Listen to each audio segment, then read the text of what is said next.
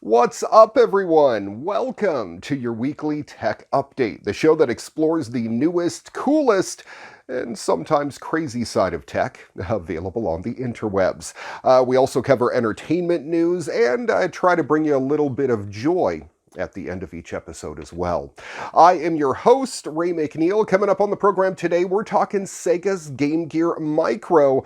It's living up to its name with a 1.15-inch screen. 30 years later, a lost Days of Thunder NES game is recovered from 21 floppy disks. And of course, we'll wrap up the program with this week's Moment of Joy. All that and a whole lot more coming up on today's edition of your weekly tech update next.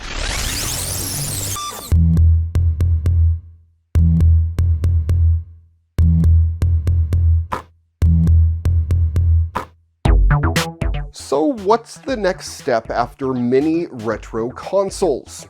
Apparently Micro. For its 60th anniversary, Sega just unveiled this teeny tiny portable gaming machine, the Game Gear Micro. For reasons unknown to most people, Sega has taken this shrunken down system to a size that we've rarely seen before, capable of running on power from two AAA batteries or a USB connection.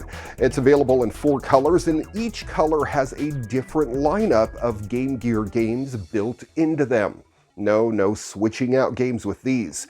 Last year's Genesis Mini was a surprisingly well-considered package that did more than just cash in on the retro craze. So maybe Sega is onto something here. I just don't know what that something actually is.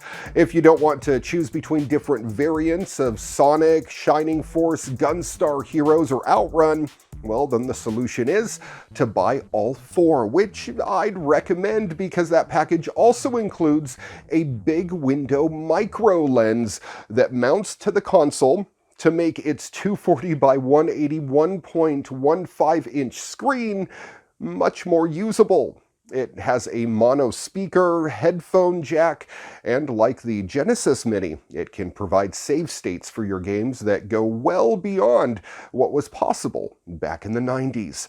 The 4-console pack is priced at 21,000 yen, or about $201 US, and will go on sale October 6th via Amazon.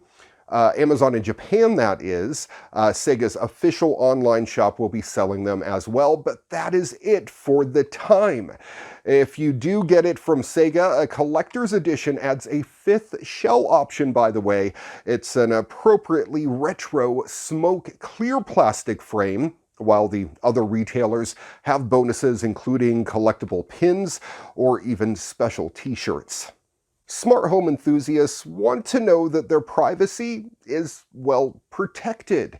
The new Eve Cam does just that, thanks to its strong video storage security and features like presence detection, which deactivates the camera when family members are home. The new Eve Cam, the indoor security camera from Eve Systems, is available for pre-order and will begin shipping June 23rd.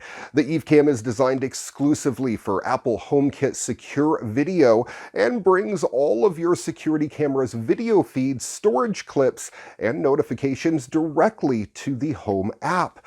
The HomeKit Secure Video feature encrypts footage end-to-end to ensure maximum security, and recordings are analyzed on the device through Apple TV, iPads, or the HomePod, and then stored in the user's iCloud account. The Eve Cam streams video at 1080p resolution and around 24 frames per second, and has a 150-degree field of view. The infrared motion sensor alerts you to any activity that passes within view of the camera, and it has night vision up to 15 feet. The Eve Cam also includes a built-in microphone and speaker for clear two-way audio. Due to its integration with HomeKit, the Eve Cam can be used to activate lamps, light switches, and smart outlets when motion is detected. How cool is this thing? For example, if you aren't home and the camera picks up motion inside the home, you can program it to flash the lights by the windows to draw attention from the neighbors. The app only works on iPhone or iPad, so Android users won't be able to use this smart camera. It also helps to have a HomeKit home hub, either the HomePod or Apple TV, with tvOS 13.4 or later. That works too. Eve Systems recommends that users have a 200 gigabyte or higher iCloud storage plan.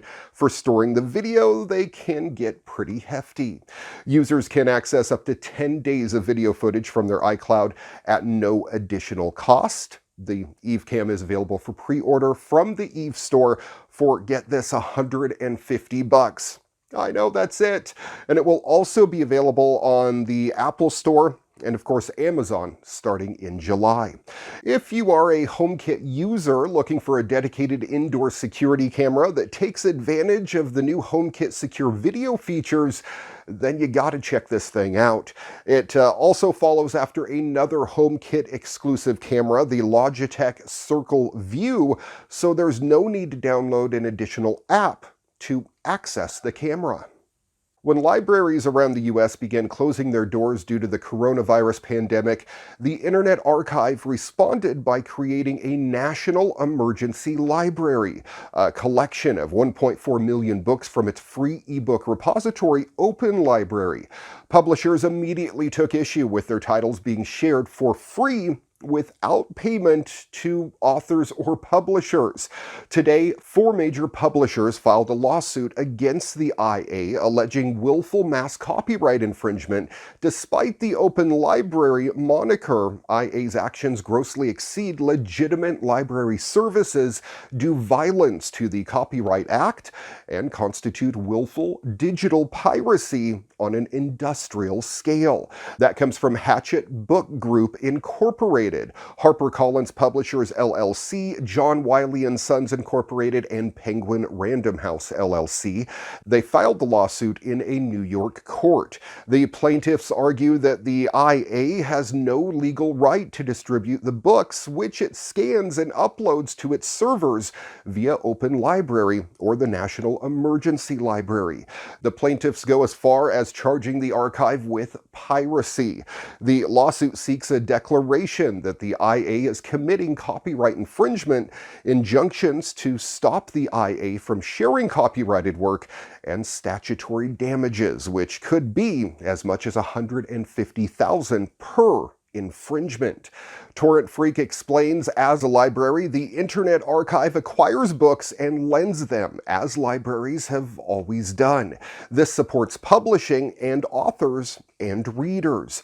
Publishers suing libraries for lending books, in this case, protected digital versions, and while schools and libraries are closed, is not in anyone's interest.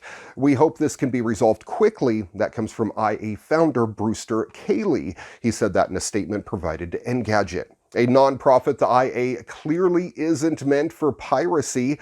In addition to creating the Open Library, it has attempted to archive everything Trump says on video in order to help fact-checkers, fixed 9 million broken Wikipedia links, saved Google Plus posts, and even started a historical web collection to power services like the Wayback Machine. There's no guarantee that this lawsuit will succeed, but if the IA is slapped with statutory damages, well, it could be a fatal blow to the organization.